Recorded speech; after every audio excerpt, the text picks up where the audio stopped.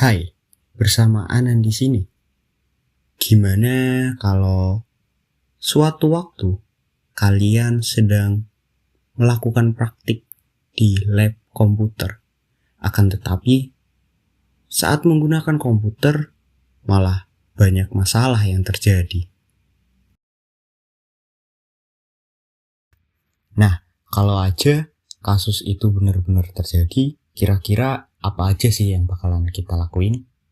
Nah, di sini hal itulah yang bakalan kita bahas. Dengan mengidentifikasi penyebab, merancang langkah-langkah troubleshooting terhadap kasus tersebut, dan mesimulasikan potensial titik masalah serta solusinya. Pada segmen pertama, yaitu identifikasi penyebab, kita akan masuk ke dalam topologi. Kenapa sih kita malah masuk topologi? Nah, jadi kita bisa asumsikan bahwa pada lab komputer tersebut menggunakan jaringan LAN atau Local Area Network. Nah, di mana jika kita menggunakan jenis jaringan LAN, maka kita akan memerlukan sebuah kabel LAN. Nah, apabila terkait dengan kabel, maka biasanya akan ada topologi atau formasi yang digunakan. Pertama, apa sih hubungan topologi dengan masalah-masalah yang terjadi? Nah, jadi hubungan topologi menurut pendapat pribadi saya tersendiri itu adalah pertama, keterhubungan jaringan antar komputer, serta yang kedua adalah kualitas jaringan itu sendiri. Yang dimana ini berkorelasi dengan masalah pertama dan masalah kedua, yaitu terkait tidak bisanya terhubung ke internet, serta koneksi internet yang sering terputus-putus. Nah, tadi itu adalah mungkin asumsi terkait penyebab untuk masalah pertama dan masalah yang kedua. Nah, selanjutnya bagaimana sih? Atau apa penyebab dari masalah yang ketiga?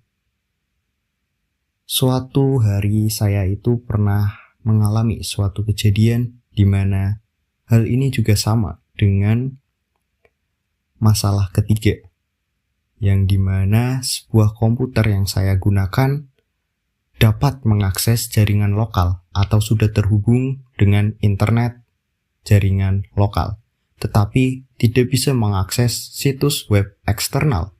Nah, kasus itu terjadi dikarenakan tanggal dan waktu yang tidak sesuai dari komputer yang saya gunakan terhadap waktu pada hari itu atau saat itu juga, yang dimana itu menyebabkan ketidaksinkronasi antara waktu pada jaringan internet yang sedang berjalan dengan waktu pada komputer.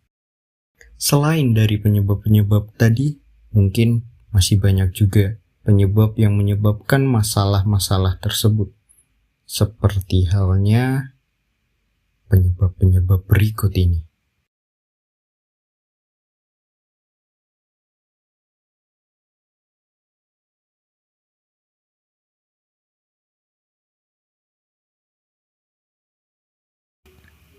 Selanjutnya adalah langkah-langkah troubleshooting saat terjadi masalah.